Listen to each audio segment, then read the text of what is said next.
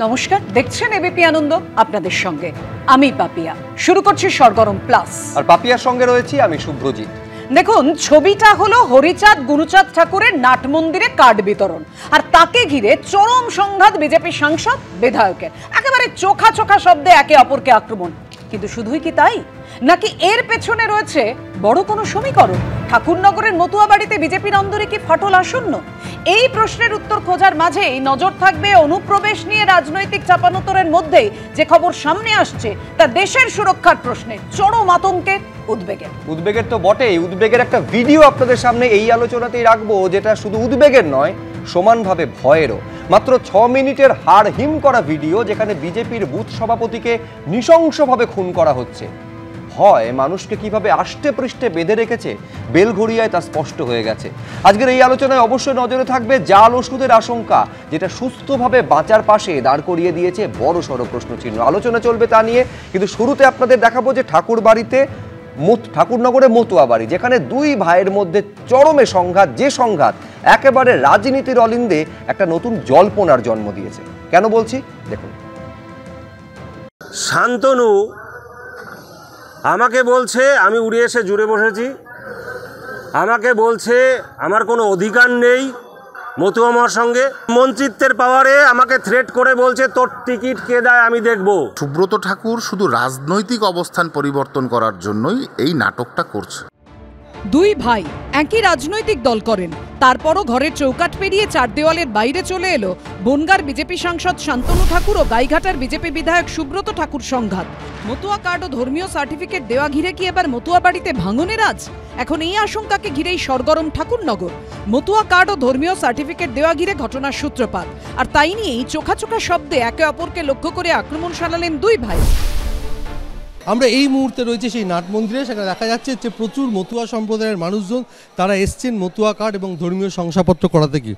এবং এই নাট মন্দিরে কেন শান্তনু ঠাকুরের উদ্যোগে এই ধর্মীয় শংসাপত্র এবং মতুয়া কার্ড তৈরি করা হচ্ছে, এই নিয়ে আপত্তি সুব্রত ঠাকুরের। অল ইন্ডিয়া মতুয়া মহাসংঘের মহাসংঘাধিপতি ও গাইঘাটার বিজেপি বিধায়ক সুব্রত ঠাকুরের অভিযোগ, হরিচাঁদ গুরুচাঁদ ঠাকুরের নাট মন্দিরে কার্ড বিতরণের নামে কার্যত ওই জায়গা দখলের চেষ্টা করছেন তার ভাই বিজেপি সাংসদ শান্তনু ঠাকুর। দাদা সুব্রত ঠাকুরের দাবি খারিজ করে পাল্টা গাইঘাটার বিজেপি বিধায়কের বিরুদ্ধে দলবদলের জন্য নাটক করার বিস্ফোরক অভিযোগ করলেন বনগাঁর বিজেপি সাংসদ। পরিস্থিতি এমন পর্যায়ে পৌঁছেছে যে নিজের ভাইয়ের বিরুদ্ধে তৃণমূলের রাজ্যসভার সাংসদ ও জেঠিমা মমতা ঠাকুরকে নালিশ জানিয়েছেন সুব্রত ঠাকুর। আমি বাড়ির বড় ছেলে মহাসংঘাধিপতি, কেন এরকম ভাবে শুধুমাত্র মন্ত্রিত্বের জোর খাটিয়ে আর কয়েকটা একদম দালালকে সঙ্গে নিয়ে ঠাকুর বাড়িকে একদম কুক্ষিগত করে এখন তার জেলাসি হচ্ছে এটা যে শান্তনু ঠাকুর কেন উপরে উঠে গেল, শান্তনু ঠাকুর কেন মন্ত্রী হলো, আমি কেন হতে পারছি না। বিজেপিতে তো এমএলএ থেকে মন্ত্রী হওয়া যায় না, তার জন্য আমাকে টিএমসিতে যেতে হবে। একটা নাটক তৈরি করতে হবে যাতে আমার পিছনের লোক গ্যাদার হয়। 2024-এ যদি ও টিকিট না পেত তাহলে ও তৃণমূলে যেত। ওর মনে এটা ছিল, কোনো কিছু হলে পরে ও তৃণমূলের দিকে পা বাড়িয়ে রেখেছে। আমার কি, ও রেখেছে, ও আমাকে বলে। পরিবারের এই দ্বন্দ্ব মেটাতে শনিবার সন্ধ্যায় শান্তনু ঠাকুর ও সুব্রত ঠাকুরের মা ছবিরানী ঠাকুরকে সঙ্গে নিয়ে আলোচনায় বসেন তৃণমূলের রাজ্যসভার সাংসদ মমতা ঠাকুর ও বাগদা তৃণমূল বিধায়ক মধুপর্ণা ঠাকুর। মতুয়া বাড়ির চার মাথার বৈঠকের সেই ছবি ভাইরাল হতেই ঠাকুরনগরের রাজনীতিতে নতুন সমীকরণের জল্পনা তৈরি হয়েছে। আমার দেয়ালে পিঠ থেকে গেছে, আমি তার কাছে ছুটে গিয়ে বলেছি অধিকার কি দুই ভাইয়ের সমান আছে? মতুয়া মহাসংঘের সমান অধিকার থাকবে। নাট মন্দিরে বসে হিন্দু কার্ড দিচ্ছে, মতুয়াদের হিন্দু বাড়াচ্ছে, সুব্রতও করেছে, শান্তনুও করছে। নাট মন্দিরে যদি তুমি এসে থাকো তাহলে সেখানে সুব্রতও জায়গা পাবে, তোমাদের দুই ভাই সমান অধিকার। যদিও সুব্রত শান্তনু ঠাকুরের দ্বন্দ্বে ছোট ছেলের পাশেই দাঁড়িয়েছেন তাদের বাবা মঞ্জুল কৃষ্ণ ঠাকুর। ঠাকুর বাড়িতে যে গন্ডগোল, এর কোনো মানেই হয় না। সিএ ক্যাম্প ও ধর্মীয় সার্টিফিকেট দেওয়ার কাজ আমার ছোট ছেলে শান্তনু ঠাকুর আমার অনুমতিতেই নাট মন্দিরে করছে। আমার ওয়াইফ ছবিরানী ঠাকুর এবং সুব্রত ঠাকুর যে মিথ্যা অভিযোগগুলো শান্তনুর নামে করছে, এ একদম ভিত্তিহীন। সব মিলিয়ে বিধানসভা ভোটের আগে ঠাকুরনগরের মতুয়াবাড়ির এই সংঘাত ঘিরে জল্পনা ক্রমেই তীব্র হচ্ছে। সমীরণ পালের রিপোর্ট, এবিপি আনন্দ, উত্তর 24 পরগনা। দেখুন, এই রাজ্যের ভোটের ফলাফলে সে বিধানসভা হোক, লোকসভা হোক কিংবা উপনির্বাচন, মতুয়া ভোট ব্যাংকের দিকে যে সব রাজনৈতিক দলের নজর থাকে সেটা বলার অপেক্ষা রাখে না। কারণ মতুয়াদের ওপরে নির্ভর করে প্রত্যেকটা রাজনৈতিক দল। বিশেষ করে উত্তর ও দক্ষিণ 24 পরগনার 31টি সংরক্ষিত বিধানসভা আসনে তো কার্যত নিয়ন্ত্রকের ভূমিকা নেয় মতুয়া ভোট ব্যাংক। এতদিন সেই লড়াইটা ছিল এই বিভিন্ন রাজনৈতিক দল, বিশেষ করে তৃণমূল, বিজেপি বা সিপিএম বা কংগ্রেসের মধ্যে। কিন্তু এখন আমার এখানেই দেবজিতের কাছে প্রশ্ন থাকবে, কিন্তু বিজেপির অন্দরের ফাটল একেবারে প্রকাশ্যে চলে এলো, দ্বন্দ্ব সামনে চলে এলো। অনেকেই বলছেন সুবিধা পাবে তৃণমূল। না, এটা মতুয়া মহাসংঘের ব্যাপারের সঙ্গে বিজেপিকে টানছেন কেন? বিজেপি এখানে কিভাবে যুক্ত হচ্ছে? মতুয়া মহাসংঘের মধ্যে তাদের পারিবারিক ব্যবস্থায় যেভাবে কেউ কার্ড দিচ্ছিলেন, কেউ কার্ড দেওয়ার মানে আরেকজনও, দুজনেই কার্ড দিচ্ছিলেন, দুজনেই মতুয়া মহাসংঘের কার্ড দিচ্ছিলেন যা দেখে মনে হলো, এবং সেখানে তরফ থেকে আর কি সাধারণ যারা আছেন মতুয়া তাদেরকে কার্ড ডিস্ট্রিবিউশন করছিলেন, তাই নিয়ে কে আগে দেবেন কে পরে দেবেন ইত্যাদি নিয়ে বোধহয় যা মনে হলো ঝামেলা। কিন্তু না, এখনো পর্যন্ত যা কথাবার্তা শুনলাম দুই ভাইয়ের মধ্যে কথাবার্তা, এর মধ্যে বিজেপি আসছে কোথা থেকে? ওটা ওদের পারিবারিক ব্যাপার। মতুয়াদের নিজস্ব একটা সিস্টেম আছে, তারা তাদের মতন করে দেখছেন। এমনকি যারা অন্য মানে ওই আপনারা যদি বিজেপির কথাও বলেন তাহলে উল্টো দিকে তৃণমূল যিনি করেন ওনাদের পরিবারের। দেবজিৎ, একটা বিষয় স্পষ্ট হলো না, শান্তনু ঠাকুর বিজেপির সাংসদ, একদম মন্ত্রী, কেন্দ্রীয় প্রতিমন্ত্রী, সুব্রত ঠাকুর গাইঘাটার বিজেপি বিধায়ক, সেখানে বিজেপি আসবে নাকি অন্য রাজনৈতিক দলের প্রসঙ্গ আসবে? আমি আবারও বলছি যে ওখানে যারা রয়েছেন তা এটা পুরোপুরি পারিবারিক ব্যাপার। বাবা, ছেলে, ছোট ছেলে, মা, আরেকজন ছেলে এবং তাদের মধ্যে আরও একজন ওই বাড়িরই যিনি সদস্যা, তিনি অন্য বিচারধারার পার্টি করলেও বা দল করলেও তিনিও তার মধ্যে আছেন। তার কথা পারিবারিক বিবাদে তৃণমূলে যোগদানের প্রসঙ্গ চলে আসছে। শান্তনু ঠাকুর দাবি করছেন সুব্রতর কথা, সুব্রত ঠাকুর বলছেন শান্তনু ঠাকুরের কথা 2024-এই নাকি সেটা ঠিক হয়েছিল যদি টিকিট না পেতেন। দেখুন, এটা যদি এটা হতো যে বিজেপি নিয়ে কোনো আলোচনা করতে গিয়ে দুজনের মধ্যে রাগারাগি হচ্ছে তাহলে নিশ্চয়ই এটা বিজেপির ব্যাপার হতো, কিন্তু তা তো নয়। শুরু এবং দুই ভাই একই কথা বলছেন যে এই কার্ড বিলি ইত্যাদি নিয়ে, সুতরাং এর মধ্যে বিজেপি কোনোভাবে। আমি শুধু একটা কথা কল্পনা করছি, দেখুন রাজনীতি তো সম্ভাবনা শিল্প। Had the been situation otherwise, আমি বলছি বিষয়টা কল্পনা করুন, ধরে নিন, তর্কের খাতিরে ধরে নিন যে শান্তনু ঠাকুর তৃণমূল কংগ্রেসের কোনো মন্ত্রী এবং সুব্রত ঠাকুর তৃণমূল কংগ্রেসেরই মন্ত্রী। উল্টো দিকে যদি মমতা ঠাকুর তিনি বিজেপির কোনো মন্ত্রী বা সাংসদ হতেন, বলছি একইভাবে কি দেবজিৎ এই কথাই বলতো যে এটা তো ঠাকুর বাড়ির ব্যাপার, এখানে তৃণমূল বিজেপি কেন আসছে? আমার নিঃসন্দেহে কৌতূহল রইল। কিন্তু আমি এখানে সুমন বন্দ্যোপাধ্যায়ের কাছে আসবো। সুমনদা, দেখুন একটা বিষয় হচ্ছে যে সুব্রত ঠাকুর তিনি গেছেন মমতা ঠাকুরের কাছে, এটা দুভাবে দেখা যেতে পারে। একটা সমস্যা নিয়ে তিনি তার জেঠিমার কাছে গেছেন, নাকি একজন বিজেপি বিধায়ক একজন তৃণমূলের রাজ্যসভার সাংসদের কাছে গেছেন। আমি দেখছিলাম যতটা অস্বস্তি বিজেপির হচ্ছে সুমন বন্দ্যোপাধ্যায় ততটা মুচকি হাসছিলেন। তার মানে আমি বলছি কোথাও 26-এ নিজের লাভ খুঁজে পাচ্ছে তৃণমূল কংগ্রেস। না, আমি তো মানে আমি যে প্রশ্নটা করবো ভেবেছিলাম ওটা পাপিয়া নিজেই করেছে প্রশ্নটা দেবজিৎকে। আমি বললাম যে দেবজিতের কাছে এটা খুবই অস্বস্তির। আমিও আশ্চর্য হচ্ছি, পাপিয়াও যেভাবে আশ্চর্য হলো বা অন্যরাও শুনে আশ্চর্য হলো যে একজন বিজেপি বিধায়ক এবং একজন বিজেপি সাংসদের মধ্যে গন্ডগোল, তার মধ্যে বিজেপি আসবে না। আমার কথা হচ্ছে এটার উত্তর হয়তো দেবজিৎ দিতে পারবে না, কারণ দেবজিতের দলে এই মুহূর্তে অদৃশ্য হাত বলে একটা কথা আছে।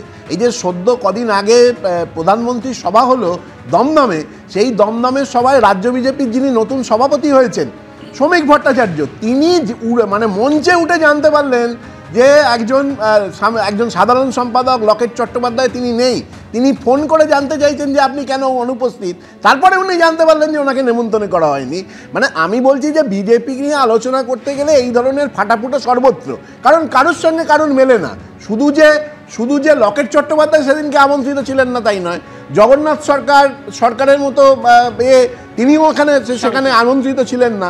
দিলীপ ঘোষ পরপর 3টে মিটিংয়ে তিনি আমন্ত্রণ পাননি। ফলে বিজেপি তো নিজেদের মধ্যেকার যে অন্তর্দ্বন্দ্ব, সেই অন্তর্দ্বন্দ্বে ভুগছে।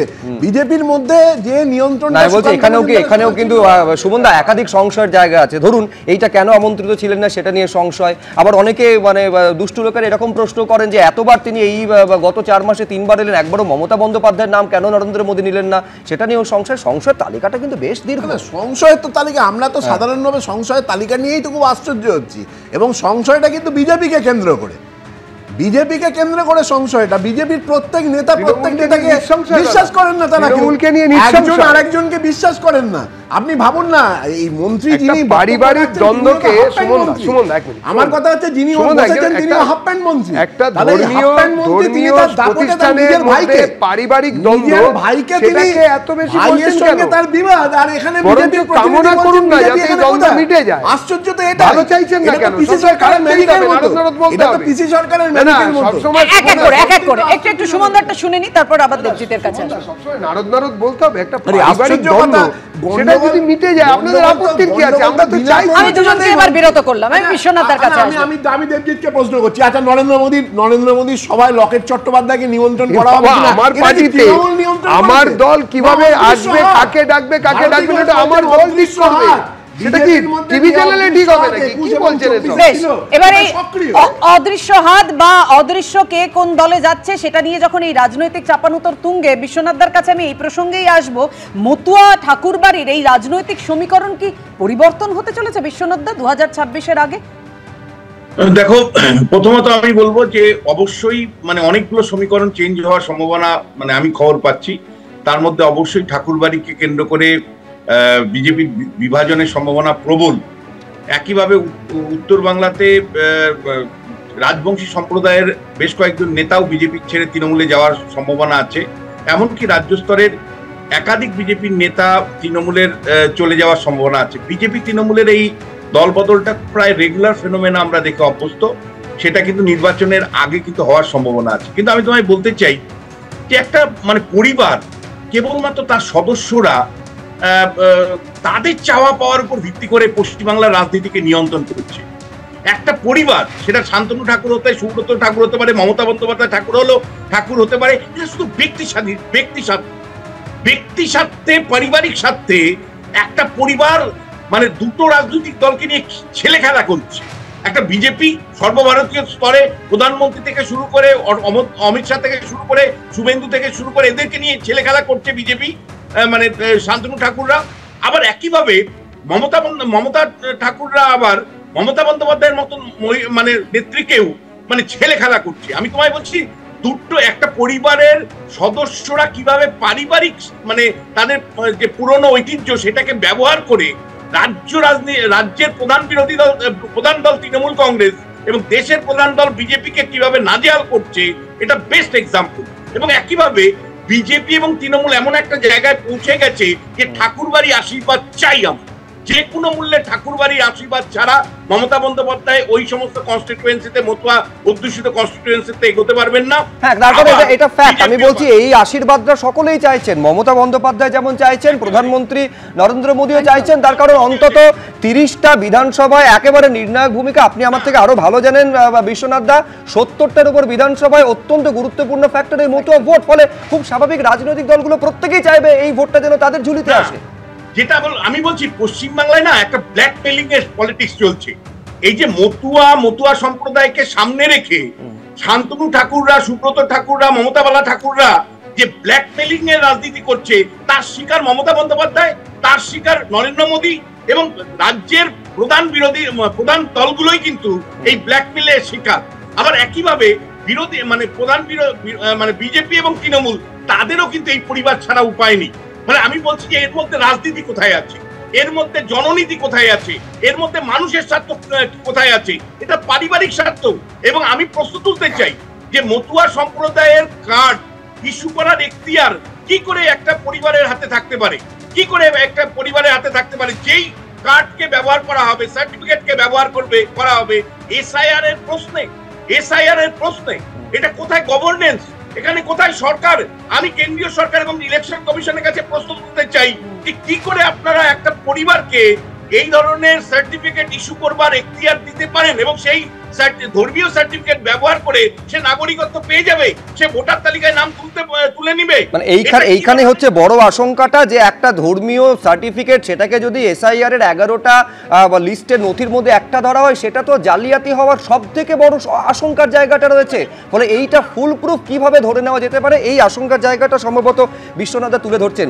আমি এইখানে পার্থদার কাছে আসতে চাইবো, কিন্তু আমি দর্শকদের তার আগে দেখাতে চাইবো আজকে যে সংঘাতের পরিস্থিতিটা তৈরি হয়েছে, আজকে প্রথমবার যে এটা সামনে আসছে এমনটা নয়, ধারাবাহিকভাবে দেখা যাবে যে এই সংঘাতের বাতাবরণ এবং বিজেপি তৃণমূল বারে বারে, কখনো মমতা বন্দ্যোপাধ্যায় তিনি কখনো এইটা দাবি করেছেন যে যখন বীণাপানি ঠাকুর অসুস্থ ছিলেন, মতুয়া বাড়ির বড় মা, তার শুশ্রূষা চিকিৎসার জন্য যাবতীয় বন্দোবস্ত তিনি এবং তার সরকার করেছেন। প্রধানমন্ত্রী তিনি বীণাপানি ঠাকুরের বাড়িতে পর্যন্ত তার আশীর্বাদ নেবার জন্য গেছেন। ফলে এই তালিকাটা দীর্ঘ। একবার ইতিহাসটা আপনাদের মনে করাবো। 2024-এ যদি ও টিকিট না পেত তাহলে ও তৃণমূলে যেত। ওর মনে এটা ছিল কোনো কিছু হলে পরে ও তৃণমূলের দিকে পা বাড়িয়ে রেখেছে। অফিসিয়ালি টিএমসিতে জয়েন হয়ে গেল, শুধু পতাকাটা ধরিনি। মতুয়া বাড়িতে মনোমালিন্যের মেঘ ঘনিয়েছিল আগেই, যা ভেঙে পড়ল রবিবাসরীয় দুপুরে। ঠাকুরনগরে মতুয়া কার্ড ও ধর্মীয় সার্টিফিকেট দেওয়া ঘিরে দুই ভাই শান্তনু ঠাকুর ও সুব্রত ঠাকুরের সংঘাত একেবারে প্রকাশ্যে চলে এলো। তৃণমূল হোক বা বিজেপি, সবার কাছে বড় ফ্যাক্টর মতুয়া ভোট ব্যাংক। তাই 2026-এর বিধানসভা ভোট যখন আর কয়েক মাস বাকি, তখন ঠাকুরনগরের মতুয়া বাড়ির এই সংঘাত নিয়ে শোরগোল পড়ে গিয়েছে রাজনীতিতেও। বিজেপির মধ্যে সর্বত্র অন্তর্দ্বন্দ্ব আছে। মতুয়া সমাজের সঙ্গে মমতা বন্দ্যোপাধ্যায় যেভাবে তাদের সম্মান দেওয়া, উন্নয়ন, অন্য সমস্ত বিষয়, পরবর্তীকালে বিজেপি সেই জায়গাটায় ঢুকে বিভ্রান্তিকর এবং মিথ্যা প্রচার করে গোটা জিনিসটা জটিলতা তৈরি করে এখন তাদের মধ্যে, দেখুন, কিছু মানুষকে মানে অল্প দিনের জন্য ভুল বুঝিয়েছিল, কিন্তু সব মানুষকে তো চিরদিনের জন্য ভুল বুঝিয়ে রাখতে পারবে না এরা। ফলে বিজেপির মধ্যে এই নিজেদের মধ্যে ঝগড়া, অমুক তমুক, স্বার্থের লড়াই, এগুলো এসে যাবে। ওই পরিবারের মধ্যে নানা রকম বিষয়ে মতভেদ ইত্যাদি আছে।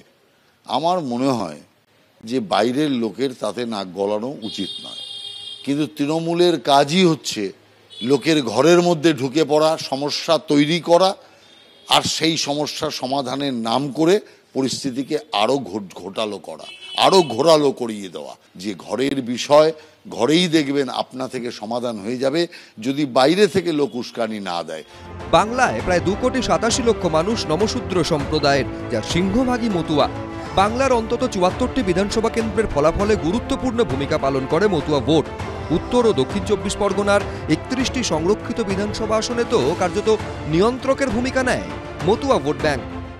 এবারে যে মতুয়া ভোটের বিরাট অংশ যেটা বিজেপি পেত বা পাবে বলে আশা করেছে, সেই জায়গায় বিজেপির মধ্যে এরম আড়াআড়ি দ্বন্দ্ব এবং সেখানে মমতা বালা ঠাকুরের সঙ্গে যোগাযোগ করছেন সুব্রত ঠাকুর, এই বিষয়টি কিন্তু বিজেপির পক্ষে একেবারেই ভালো খবর নয়। ঝামেলা কিন্তু মতুয়া ভোটারদের মধ্যে প্রভাব ফেলবে। তবে দিনের শেষে এটা বলতেই হয় যে এই মুহূর্তে মতুয়া সম্প্রদায় নিয়ে বিজেপির মধ্যে যে দ্বন্দ্ব এই মুহূর্তে সৃষ্টি হয়েছে এবং তা একেবারে প্রকাশ্যে এসেছে, এটা সাংগঠনিক দিক দিয়ে বিজেপির পক্ষে মোটেই ভালো খবর নয়। সংঘাতের ঘটনার সূত্রপাত দিন 15 আগে। ভোটার তালিকায় বিশেষ সংশোধনের প্রেক্ষাপটে বিজেপি বিধায়ক সুব্রত ঠাকুর ও বিজেপি সাংসদ শান্তনু ঠাকুরের বাড়ির সামনে ক্যাম্প করে মতুয়া কার্ড দেওয়া হচ্ছিল। শান্তনু ঠাকুর নিজের বাড়ির সামনে থেকে সরিয়ে নাট মন্দিরে ক্যাম্প করতেই তাল কাটে। মা ছবিরানী ঠাকুরকে নিয়ে জেঠিমা ও তৃণমূল সাংসদ মমতা ঠাকুর ও জেঠতুতো বোন ও তৃণমূল বিধায়ক মধুপর্ণা ঠাকুরের সঙ্গে বৈঠক করেন বিজেপি বিধায়ক সুব্রত ঠাকুর। এরপরই ভাইরাল হয় সুব্রত ঠাকুরের এই বক্তব্য। ঠাকুরদা কংগ্রেস করতো, কংগ্রেসকে পছন্দ করতো না, তারপরেও কংগ্রেস করতো, কারণ ক্ষমতার সঙ্গে থাকলে পরে মতুয়াদের ভালো হবে। গতকালকে একটা ঘটনা ঘটেছে, সেই ঘটনার পরে আমার মা দেখা করতে গেছে, ওনার যে যা মানে দিদি হয়, মানে যা হয় তাকে, তার সাথে দেখা করতে গেছে।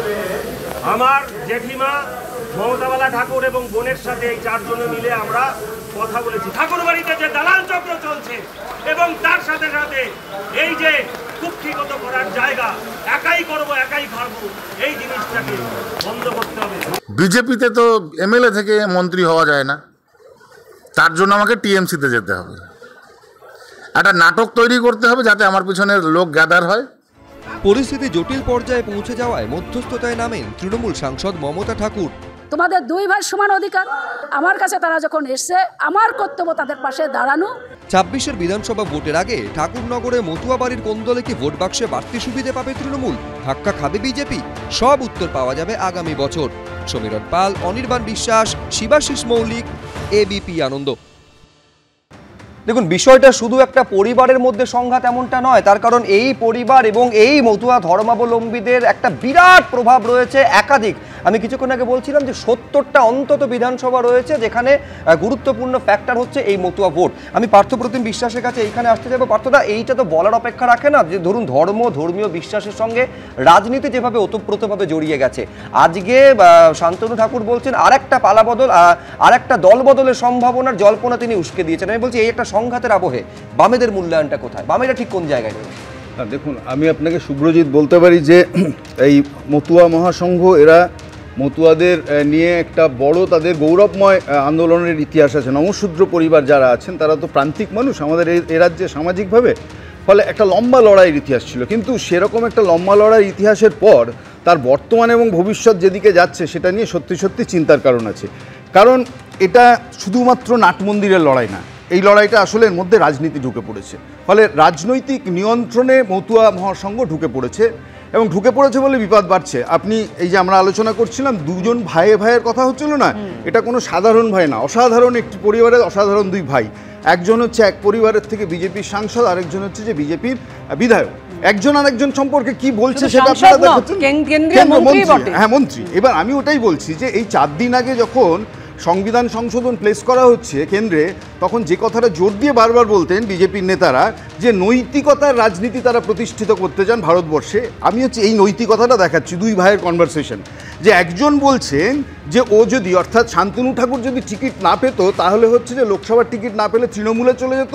আর এখন উল্টো আমাদের হচ্ছে শান্তনু ঠাকুর সুব্রত ঠাকুরকে বলছেন এ তো সময়ের অপেক্ষা, আমি মন্ত্রী হয়েছি হতে পারিনি বলে তৃণমূলে যাওয়ার জন্য বসে আছে।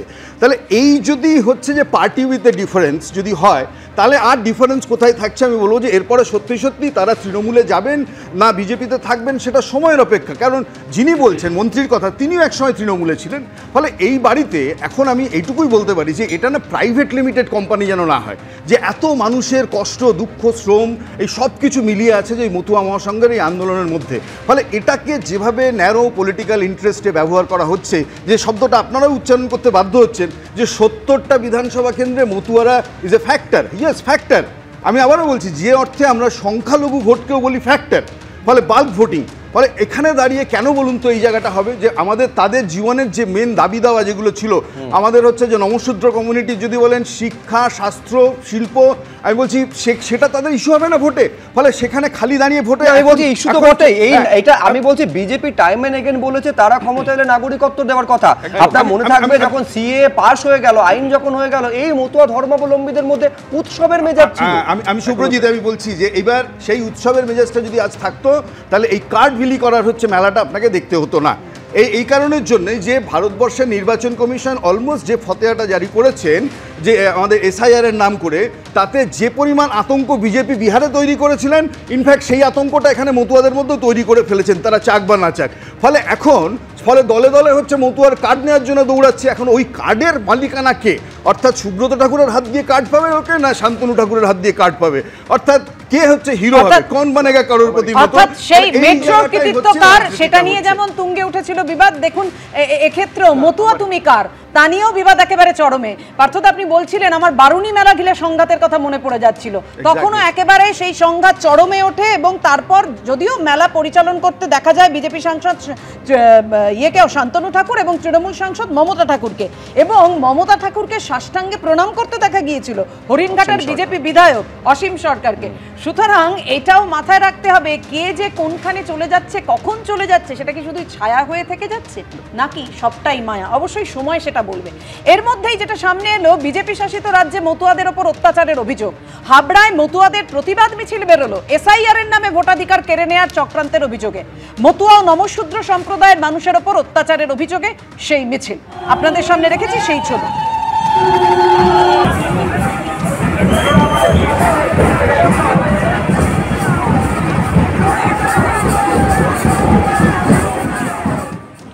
দেখুন ওই প্রসঙ্গে অর্থাৎ সুব্রত ঠাকুর এবং শান্তনু ঠাকুরের বিবাদ প্রসঙ্গে রাহুল সিনহাকে বলতে শোনা গেল যে ঘরের সমাধান ঘরেই হয়ে যাবে যদি বাইরে কোনো উস্কানি না থাকে। ঘরই যদি মজবুত হয় তাহলে বাইরের উস্কানিতে কি আসে যায়, সেই প্রশ্ন তো উঠবে। এখন যখন ঘরের কথা এলো তখন ঘর এবং সার্বিক অর্থে দেশের সুরক্ষা নিয়ে প্রশ্নটা উঠছে কেন।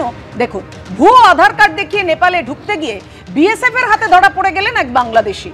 সূত্রের খবর শুক্রবার অনুপ্রবেশ করে ভারতে ঢুকেই দালালের থেকে ভারতীয় পরিচয়পত্র জোগাড় করে ফেলেছিলেন তিনি। নজরদারি কোথায়? উঠছে প্রশ্ন।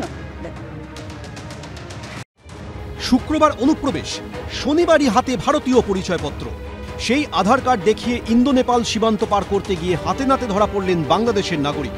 শিলিগুড়ির পানি ট্যাঙ্কি থেকে গ্রেফতার করা হলো মোহাম্মদ মানিক ওরফে রাতুল খান নামে এক যুবককে। ধৃতের থেকে উদ্ধার হয়েছে বাংলাদেশের পরিচয়পত্র, ড্রাইভিং লাইসেন্স ও ভারতীয় আধার কার্ড। একজনকে সাসপিশিয়াস ভাবে ঘোরাফেরা করতে দেখা যায়, তো তাকে ডিটেন করার পরে তার কাছ থেকে একটা ফেক আধার কার্ড পাওয়া যায় মেদিনীপুর নস্করপুর থেকে, যেটা করে উনি স্বীকার করেন উনি বাংলাদেশি। উনি ওই লালমোহন হাট জায়গা থেকে তিনি এসেছেন, তার আধার কার্ড দেখা যায় চাল। তাকে অ্যারেস্ট করে আজকে 14 ফরেনার্স অ্যাক্টে তাকে প্রডিউস করা হয়েছে। শনিবার ভারতের আধার কার্ড দেখিয়ে নেপালে ঢোকার চেষ্টা করছিলেন ওই যুবক। তল্লাশি চালাতেই তার কাছ থেকে উদ্ধার হয় বাংলাদেশের পরিচয়পত্র। সূত্রের খবর, বাংলাদেশের পরিচয়পত্রে ওই যুবকের নাম মোহাম্মদ মানিক, অন্যদিকে আধার কার্ডের নাম রাতুল খান। আধার কার্ডে পূর্ব মেদিনীপুরের লস্করপুরের ঠিকানা রয়েছে। পরে জেরায় ওই যুবক জানান তিনি আদপে বাংলাদেশের লালমনিরহাটের বাসিন্দা। শুক্রবার অবৈধভাবে সীমান্ত পেরিয়ে ভারতে ঢুকেই দালালের থেকে জাল আধার কার্ড নেন অভিযুক্ত। এখানেই প্রশ্ন উঠছে, 24 ঘন্টার মধ্যেই কিভাবে একজন অনুপ্রবেশকারীর হাতে আধার কার্ড পৌঁছে গেল? ভারতে ভুয়ো পরিচয়পত্র তৈরি করা কি এতই সহজ? দেশের নিরাপত্তার জন্য এটা কতটা উদ্বেগের? যথেষ্ট সতর্কতার সঙ্গে কেয়ারফুলি করা দরকার, এবং ফোর্জড জোন যেগুলো আছে, স্পেশাল ফোর্জড জোন যেখানে আছে, যেখান থেকে একটার পর একটা Aadhaar card, PAN card, voter I card জাল করা হয়েছে, সেই জায়গাগুলো কিন্তু পুলিশ এবং কেন্দ্রীয় এজেন্সি কিন্তু যৌথভাবে যদি এখনই অপারেট না করে, তাহলে কিন্তু এটা কিন্তু আরও দ্বিগুণভাবে বেড়ে যাবে। ভারতে ঢুকলেই মিলে যাচ্ছে হাতে গরম রেডিমেড আধার কার্ড, আর সেই আধার কার্ড দেখিয়েই তৈরি হয়ে যাচ্ছে আসল ভোটার কার্ড, প্যান থেকে শুরু করে ভারতীয় পাসপোর্ট পর্যন্ত।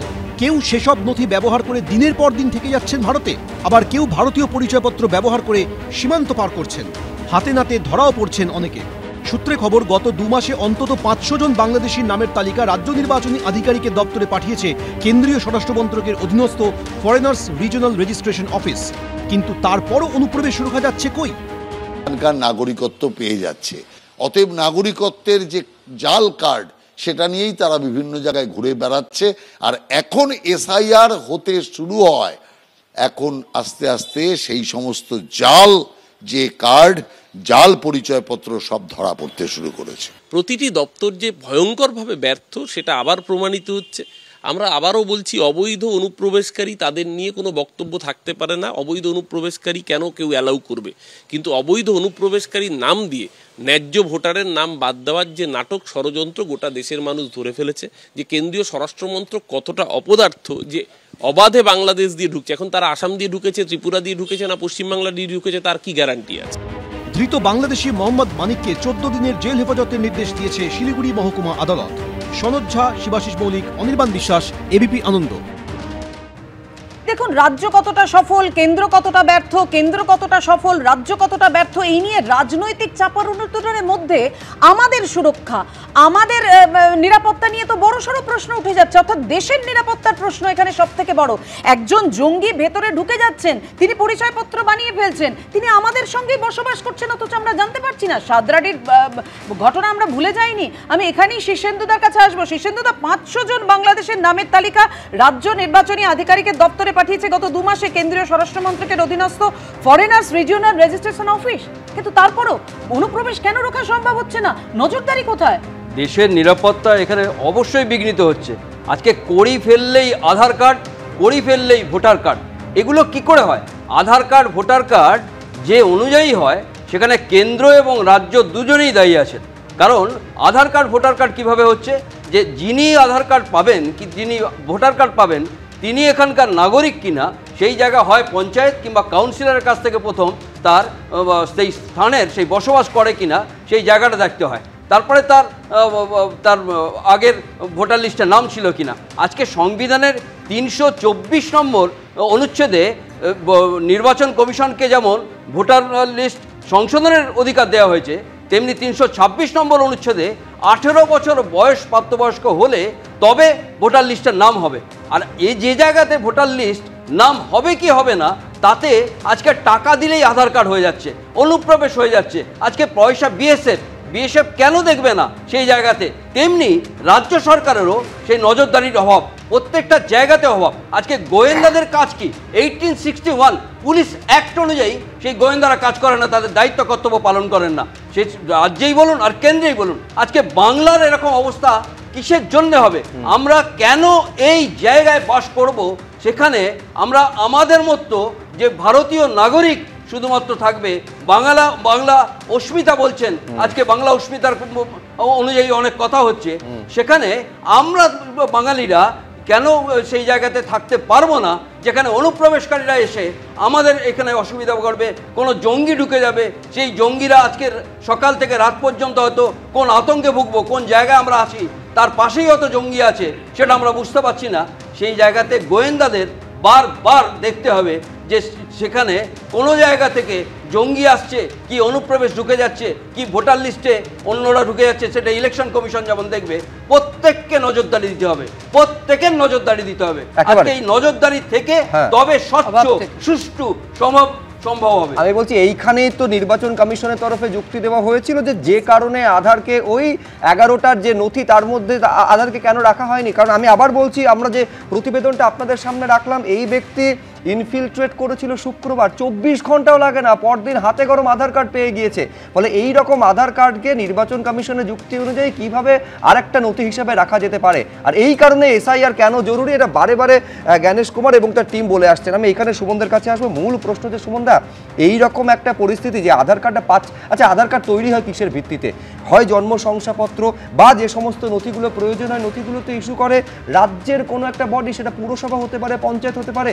এই প্রতিবেদনে আমি ধারাবাহিকভাবে আমরা দেখিয়েছি যে যেভাবে একাধিক পুরসভা কার্যত স্ক্যানারে থাকে, যে তারা কিভাবে বার্থ সার্টিফিকেটগুলোকে ফেক বার্থ সার্টিফিকেট ইস্যু করে, যার ভিত্তিতে আধার কার্ড জারি হয়ে যায়। অর্থাৎ দায়িত্ব কেন্দ্র যেমন এড়াতে পারে না, রাজ্যও কি এড়াতে পারে না? দেখুন, 24 ঘন্টার মধ্যে যে একজন বাংলাদেশি ঢুকে আধার কার্ড তৈরি করতে পেরেছে, তার তো পুরো ডকুমেন্টস, মানে তার যে নাগরিকতার যে পরিচয়পত্রগুলোর কথা বলছেন, সেগুলো তো জালি হওয়ার সম্ভাবনা বেশি।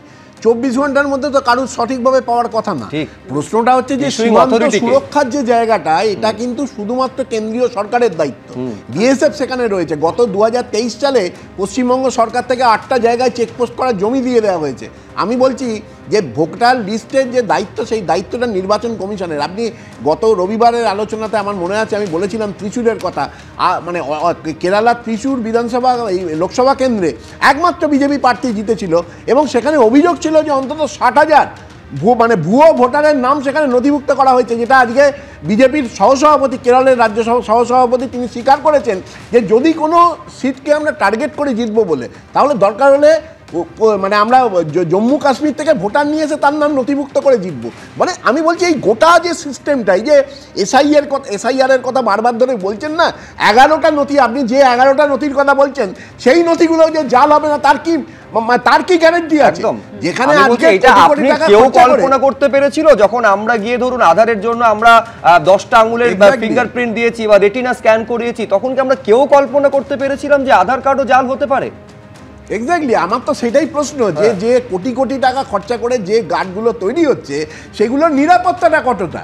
আপনি বলুন না, গোটা প্রক্রিয়াটা আজকে ইলেকশন কমিশনের বিরুদ্ধে এর আগেও প্রচুর অভিযোগ ছিল। আজকে এই অভিযোগগুলো এত স্পষ্টভাবে আসছে কেন? সুপ্রিম কোর্টকে কেন হস্তক্ষেপ করতে হচ্ছে? কেন তাকে বলতে হচ্ছে যে আধার কার্ডকে আপনি 12 নম্বর নথি হিসেবে রাখুন, আপনার নাগরিকত্বের পরিচয়? না, আমি তো এটা খুব আশ্চর্য হচ্ছি যে এসআইআর এর যে প্রক্রিয়াটা, ঘোষণাটা, এটা কিন্তু স্বাভাবিকভাবে দীর্ঘ প্রসেস রয়েছে। প্রত্যেকটা ভোটের আগেই ভোটার কার্ড, ভোটার লিস্ট সংশোধন হয়, মৃত ভোটার আপনি যে এতক্ষণ ধরে যে কথাগুলো বললেন, যে সত্যি তো বোঝা গেল যে অনুপ্রবেশ রুখতে আপনিও চান, কিন্তু তাহলে এসআইআর নিয়ে সমস্যা টার্গেট হচ্ছে এই যে যেটা ওই বিজেপি সহসভাপতি ভুল করে বলে ফেলেছেন না, স্বীকার করে ফেলেছেন যে আমরা যদি কোনো লোকসভা কেন্দ্রে জিততে চাই, তাহলে দরকার হলে জম্মু কাশ্মীর থেকে ভোটার উড়িয়ে এনে ভুয়ো ভোটার নথিভুক্ত করে আমরা পাঠিয়ে দেবো। অর্থাৎ নির্বাচন কমিশনটা বিজেপির উত্তরাধিকার সম্পত্তি। অর্থাৎ বিজেপি প্র্যাকটিক্যালি মানে নির্বাচন কমিশনকে পরিচালনা করছেন। এই যে জ্ঞানেশ কুমারের বিরুদ্ধে এর মধ্যে কোনো অন্যায় কিছু নেই। আমি বলছি কালীগঞ্জে বাই ইলেকশনের সময় প্রায় 6000 ভোটার তো বাদ গেছিল এই রিভিউয়ের মধ্যে দিয়ে। আমি বলছি এসআইআরটা হবে তবে তো কারা ভুয়ো ভোটার কারা মৃত ভোটার। আচ্ছা তখন তো আপনারা প্রশ্ন তোলেননি যে কালীগঞ্জে 6000 যখন গেছিল তখন টার্গেট করে বাদ দেওয়া হয়েছিল? কালীগঞ্জ নিয়ে প্রশ্ন ওঠেনি, কালীগঞ্জ নিয়ে এই এটা ছিল না। আচ্ছা কালীগঞ্জে প্রশ্ন ওঠেনি কারণ তৃণমূল জিতেছিল।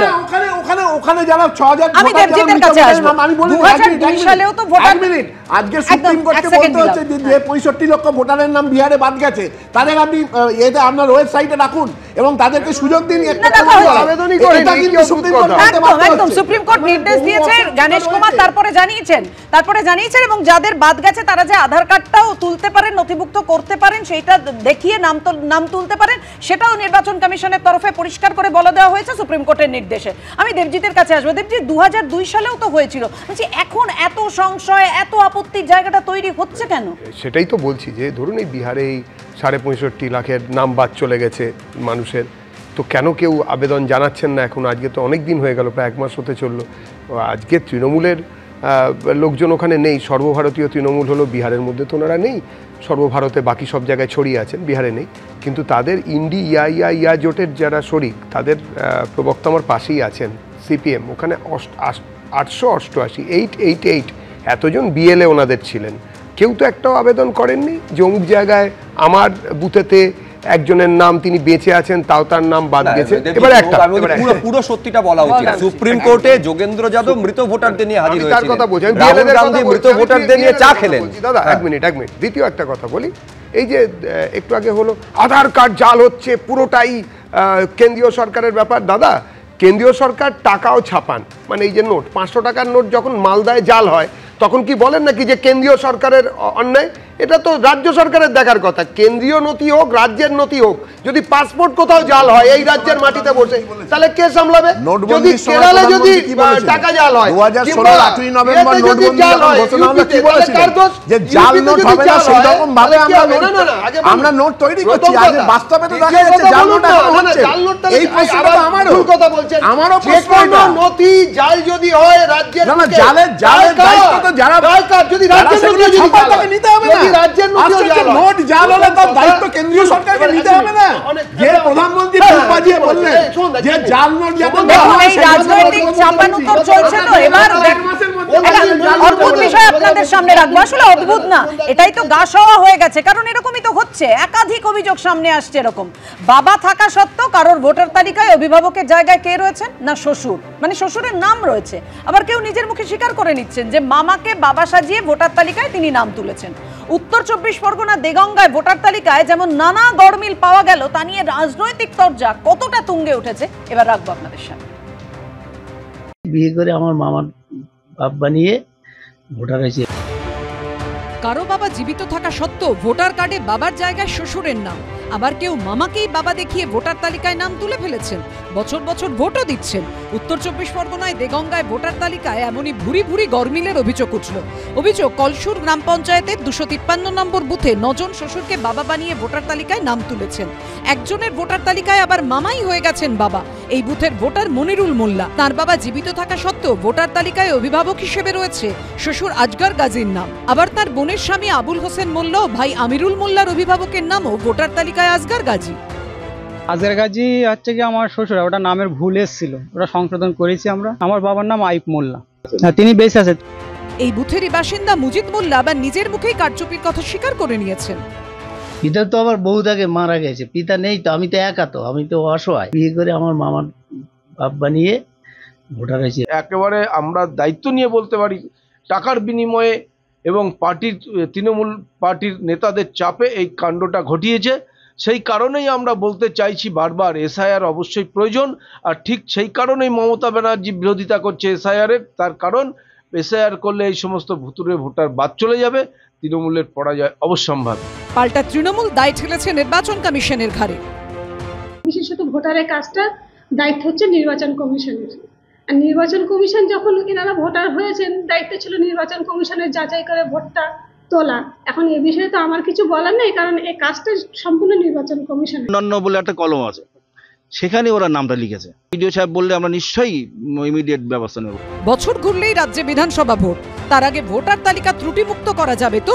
সমীরণ পালের রিপোর্ট, এবিপি আনন্দ, উত্তর 24 পরগনা।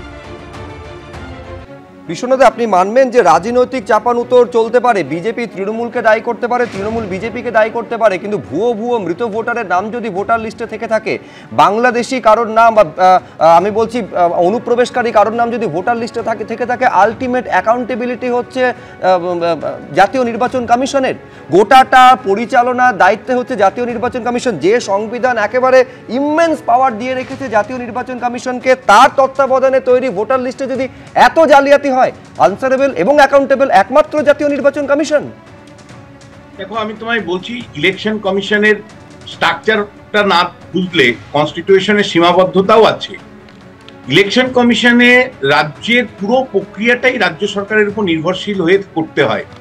রাজ্য সরকারের প্রতিটি আধিকারিকের উপর নির্ভরশীল থেকে বিধানসভা নির্বাচন, লোকসভা নির্বাচন, ভোটার তালিকা সংশোধন, এই কাজগুলো করতে হয়। ফলে ইলেকশন কমিশনের কোনো নিজস্ব সার্ভিস নেই, অল ইন্ডিয়া ইলেকশন সার্ভিস বা তার কোনো ক্যাডার বাহিনী নেই। রাজ্য সরকারের কর্মীরাই ডেপুটেশনে আসে, আর সেখানে মুখ্যমন্ত্রী প্রতিনিয়ত বলছেন নির্বাচনের আগেও আপনারা আমাদের কর্মী, নির্বাচনের পরেও আপনারা কর্মী। কোন কর্মীর মাথায় কোন কর্মীর কাঁধে কয়টা মাথা আছে বলতো? ফলে শেষ পর্যন্ত ইলেকশনের কর্মীরা যারা কাজ করেন তাদের অবস্থা স্যান্ডউইচের মতো। একদিকে ইলেকশন কমিশনের নিয়ম নীতি মানবো, নাকি তৃণমূল কংগ্রেসের প্রধান বা রাজ্যের। আমি বলছি এইখানে আমার একটা কাউন্টার প্রশ্ন থাকবে বিশ্বনাথ। এইবারে জাতীয় নির্বাচন কমিশনের তরফে আপনারা জানেন যে সম্প্রতি একটা চিঠি দেওয়া হয়েছে যে মুখ্য নির্বাচনী আধিকারিকের দপ্তরকে রাজ্য সরকারের স্বরাষ্ট্র দপ্তর থেকে আলাদা করতে হবে। আমি বলছি স্বতন্ত্র যদি হয়, যে আশঙ্কার কথাগুলো বারে বারে সামনে আসছে, কমানো যাবে বলে মনে হয়? প্রথমত স্বতন্ত্র তো করলো না। ইলেকশন কমিশন যে চিঠিটা দিয়েছে, মমতা বন্দ্যোপাধ্যায় জাস্ট পাত্তা দেয়নি। ফলে দিনের শেষে আমি তোমায় বলছি, এ রাজ্যে কোনো এসআইআর হবে না। আমি তোমাকে পরিষ্কার বলছি, আমি তোমার স্টুডিওতে বহুদিন থেকে বলে যাচ্ছি, এই রাজ্যে কোনো প্রশাসনিক কাজ সুষ্ঠুভাবে হয় না। যেটা হয় রাজনৈতিক তরজা, তৃণমূল বিজেপি, বিজেপি তৃণমূল, এইভাবে চলতে থাকবে। এবং আমি আশঙ্কা প্রকাশ করছি 2026-এর যে চূড়ান্ত ভোটার তালিকা বেরোবে, সেখানে ডিজাস্টার ভোটার তালিকা বেরোনোর সম্ভাবনা আমি দেখতে পাচ্ছি। তার কারণ রাজনৈতিক তরজায় এ ওকে বাদ দিবে, ও তাকে বাদ দিবে, এ আবার সচেতন ভাবে কিছু নাম বাদ দিয়ে মিছিল করবে যে এর নাম বাদ দেওয়া হলো কেন, বিজেপি জবাব দাও। বিজেপি কিছু নাম বাদ দিয়ে বলবে এর নাম বাদ দেওয়া হলো কেন, তৃণমূল জবাব চাই, জবাব দাও।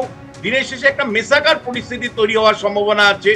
আমি তোমাকে বলছি যে তুমি যে ঘটনাটার কনটেক্সটে এই আলোচনাটা রাখলে, তুমি ভাবো তো 24 ঘন্টার মধ্যে আধার পেয়ে যাচ্ছে, এবং যে মানুষটা নেপালে চলে যাচ্ছে, নেপালে গিয়ে নেপাল থেকে পাকিস্তানে চলে যাচ্ছে কিনা, আফগানিস্তানে চলে যাচ্ছে কিনা, ইন্টারন্যাশনাল টেরোরিস্ট গ্রুপের সাথে যুক্ত হচ্ছে কিনা।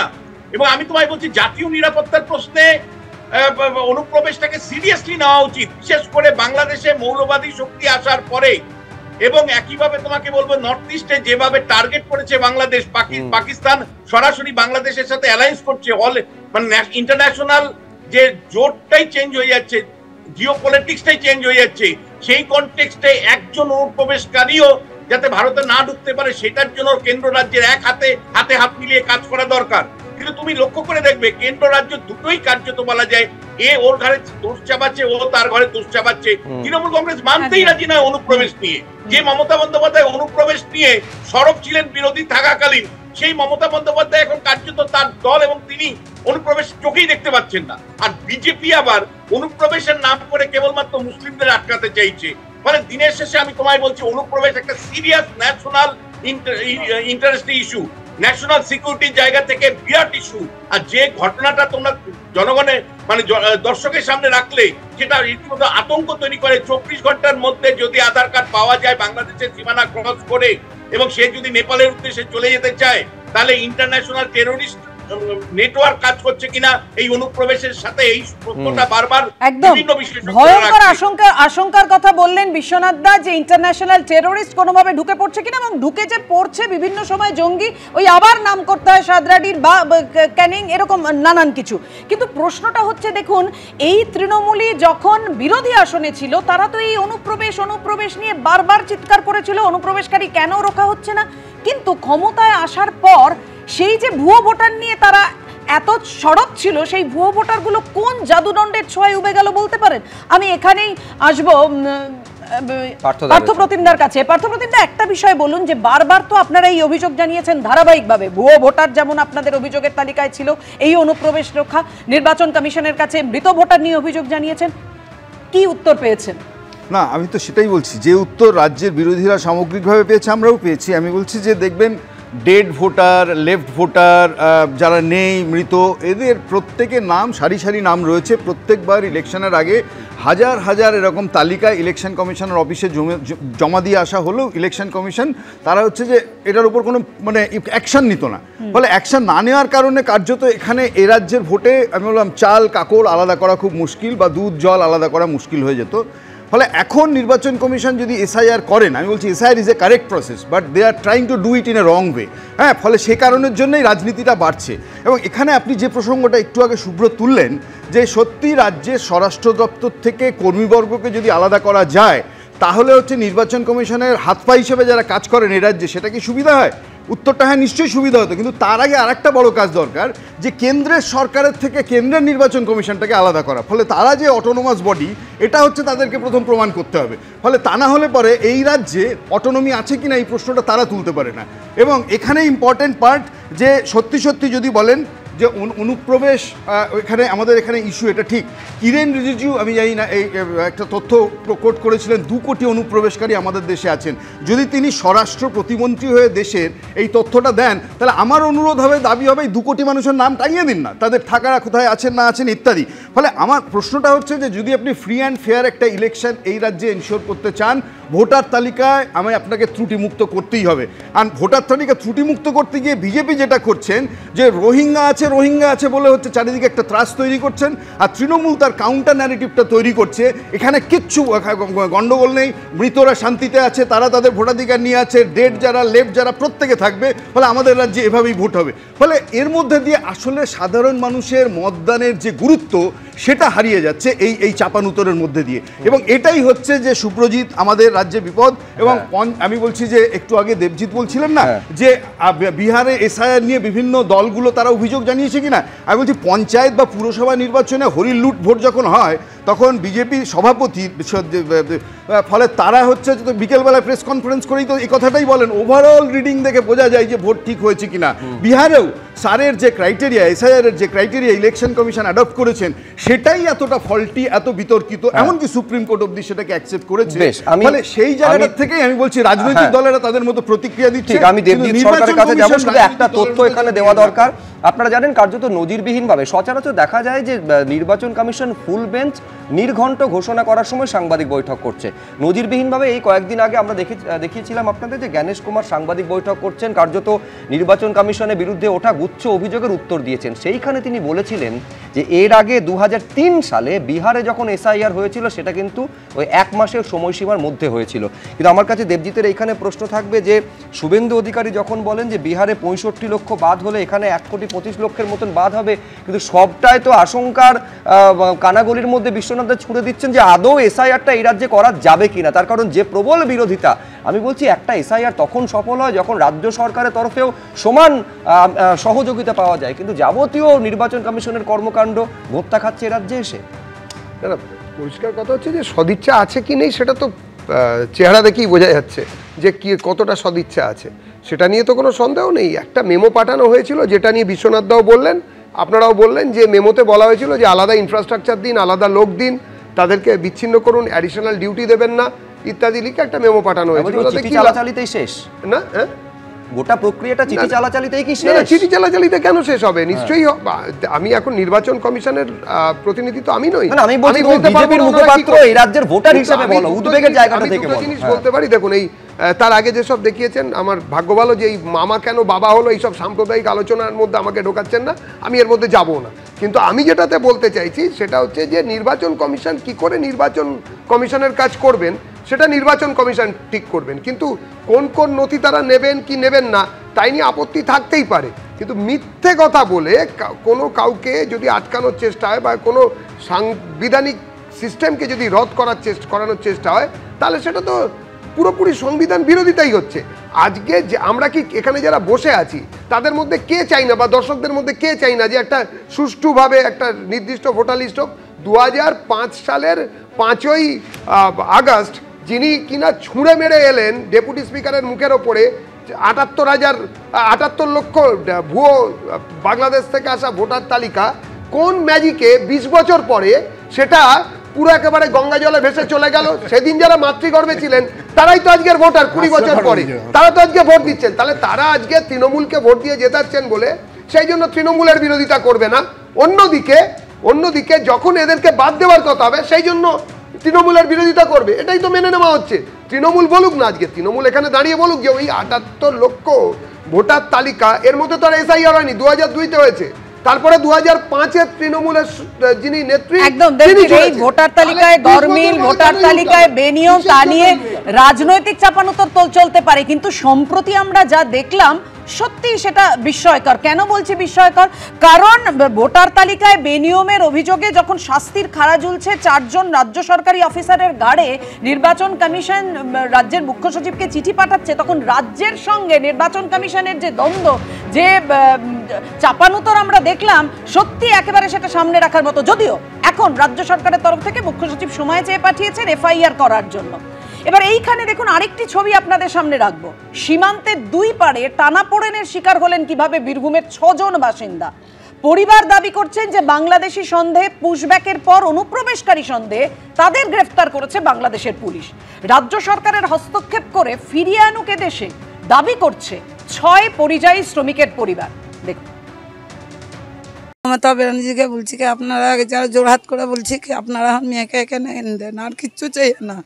রেশন কার্ড ছিল আমার মেয়ের, আর আমার তো পুরুষ 7 পুরুষের পুরুষ দেখেন দিয়েছি, আর তো করার আমার কিছু নাই, আমরা তো বাংলাদেশীয় লয়। ভারত ও বাংলাদেশ দুই দেশেই তাদের নাগরিকত্ব নিয়ে সন্দেহ, আর তার জেরেই বীরভূমের পাইকরের 2 পরিবারের পরিচয় এখন শুধুই অনুপ্রবেশকারী। সীমান্তের 2 পাড়ে টানাপোড়েনের শিকার বীরভূমের 6 বাসিন্দা।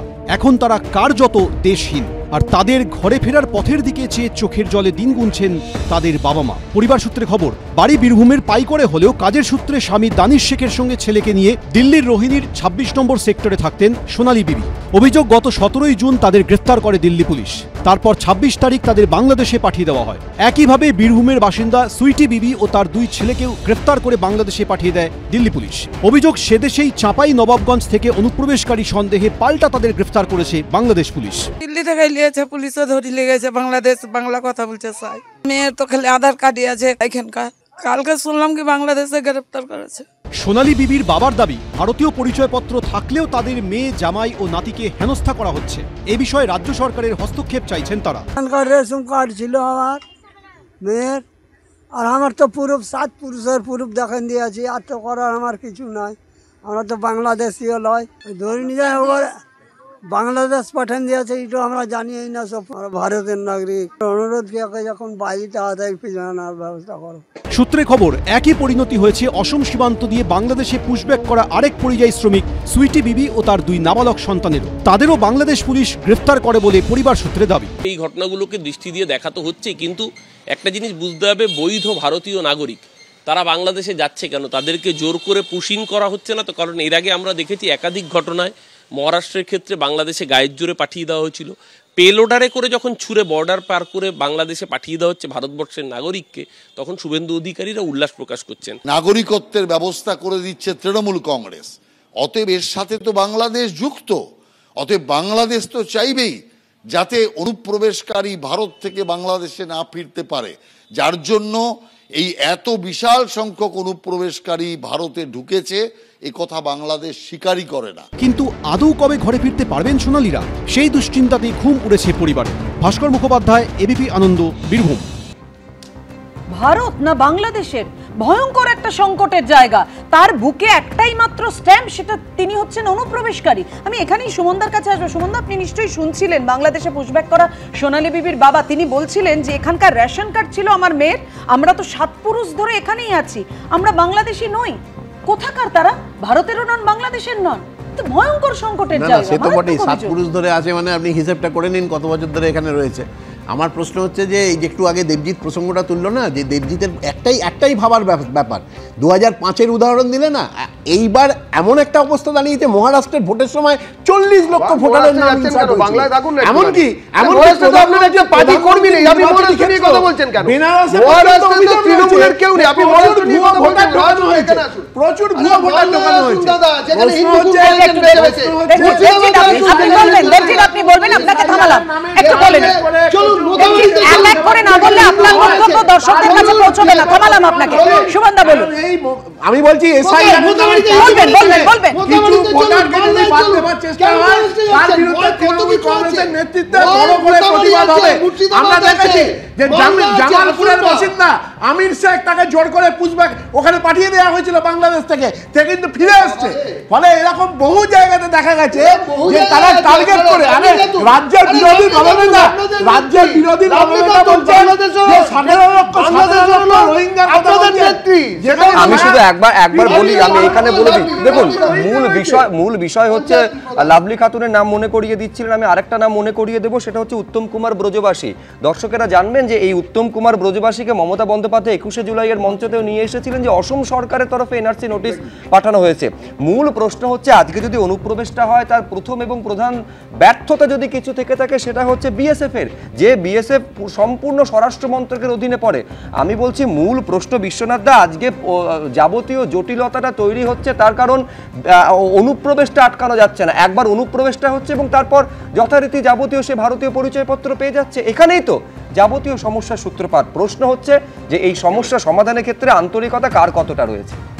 না, তোমাকে আমি খুব পরিষ্কার বলছি, মানে সেইভাবে আমি কারো নয়, আমি বলছি যে অনুপ্রবেশকে নিয়ে একটা রাজনীতি হচ্ছে, কিন্তু বাস্তবে অনুপ্রবেশ সমস্যা সমাধানের উদ্যোগ কতটুকু। 2014 সালে নরেন্দ্র মোদী ক্ষমতায় এসেছে, তিনি যদি মনে করতেন যে পশ্চিমবাংলা সরকার মমতা বন্দ্যোপাধ্যায় জমি দেয় না, উনি কেন্দ্রের তরফ থেকে অর্ডার করতে পারতেন ন্যাশনাল ইমার্জেন্সি আইনে এবং সংবিধানের 256-তে 256 পরিষ্কার করে, মানে কেন্দ্রীয় সরকার নির্দেশ দিয়ে জমি অধিগ্রহণ করে নিতে পারে। মমতা বন্দ্যোপাধ্যায়ের সরকারের কোনো হিম্মত নেই ওই আটকাতে।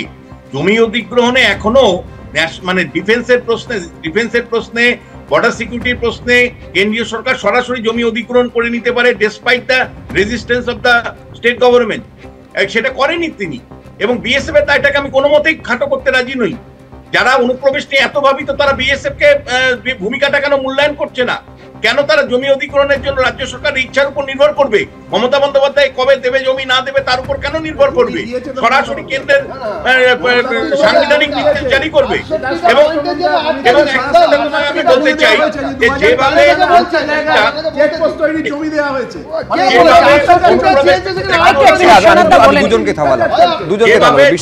যেভাবে অনুপ্রবেশটা কেবলমাত্র কেন্দ্র, মানে তুমি লক্ষ্য করো মমতা বন্দ্যোপাধ্যায় বিজেপি শাসিত রাজ্যের যেগুলো অন্যায় অত্যাচার হচ্ছে সেগুলোকে তুলে ধরছেন, অথচ একইভাবে আমি দেখতে পাচ্ছি কর্ণাটকেও ঘটনা ঘটছে, আমি একইভাবে দেখতে পাচ্ছি পাঞ্জাবে ঘটনা ঘটছে, কেরালা সরকার একাধিক অনুপ্রবেশকারীকে আইডেন্টিফাই করেছে, তাদেরকে পুশব্যাক করে বাংলাদেশে পাঠানো হয়েছে।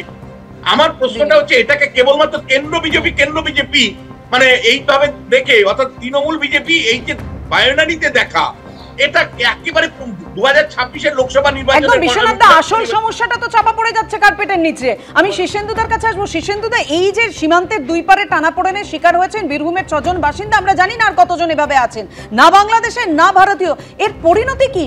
কি আইন আছে এদের জন্য? এরা ফিরবেন কি করে? কোথায় থাকবেন? এই আতঙ্কে তো প্রত্যেকটা মানুষ ভুগবে। আজকে যাদের বৈধ ভোটার কার্ড, আধার কার্ড এবং এই 11টা আই কার্ড যাদের আছে, তাদের প্রত্যেককে ভারতীয় নাগরিক হিসেবে রাখা উচিত, আর সেইটাই দেখা উচিত। এবং ইলেকশন কমিশন সহ রাজ্য যে কমিশন, তাদেরও দেখা উচিত যে জিনিসটা যার থাকবে সে কেন আতঙ্কে ভুগবে। আজকে পরিযায়ী শ্রমিক হতে পারেন, এখানে তো চাকরি বাকরি নেই, সেই জন্যই পরিযায়ী হয়েছেন। পরিযায়ী শ্রমিকরা যাতে ফিরে না আসে, কিংবা যে যেখানে থাকতে ভালোবাসে সেখানেই যাতে থাকুক, তার ভোটার কার্ড এবং আধার কার্ড যদি বৈধ হয় তাহলে থাকবে। আর যদি ভোটার কার্ড, আধার কার্ড সহ যে 13টা কার্ড যদি অবৈধ হয়, তাহলে বাংলা বললেও কিন্তু ভোটার থেকে নাম বাদ যাবে, এটা মেনে নিতে হবে। আর এই এসআইআর এ তো 2002 সালে হয়েছিল, 22 লক্ষ লোকের ভোটারের নাম বাদ গেছিল। সেই জায়গাতে আজকে বিহারে হয়েছে, আজকে গত পাঞ্জাব বলুন, দিল্লি বলুন, মহারাষ্ট্র বলুন, বাংলায় হচ্ছে ইলেকশন আছে, এরপরে তামিলনাড়ুতে হবে, প্রত্যেকটা জায়গায় হবে। আমাদের এত এই সব চলে যাচ্ছে এই জিনিসটা কেন হচ্ছে কে জানে। আজকে স্বর্গ থেকে দ্বিজেন মুখোপাধ্যায় সল্টলেকে ভোট দেবেন কেন? আজকে যে ভোটটা দিচ্ছেন তার আত্মীয়রা সেই জায়গায় গিয়ে বলছেন যে 2 বছর আগে আমার ঠাকুমা মারা গেছেন, কিন্তু আমি দেখতে এলাম সেই ঠাকুমা কেন ভোটটা দেবেন। এটা যেমন প্রত্যেকটা নাগরিক চায়, প্রত্যেকটা বাঙালিও চায় যে ভোটার লিস্ট একদম বৈধ হবে এবং ভোট শান্তিপূর্ণ হবে। আমরা প্রত্যেকটা নাগরিক বাঙালি প্রত্যেকে চাই এই জিনিসটাই। দেখুন, মূল প্রশ্নটা হচ্ছে শান্তিপূর্ণভাবে ভোট হবে, শান্তিপূর্ণভাবে বাঁচার অধিকারও তো মানুষের, এটাও তো সংবিধান স্বীকৃত অধিকার।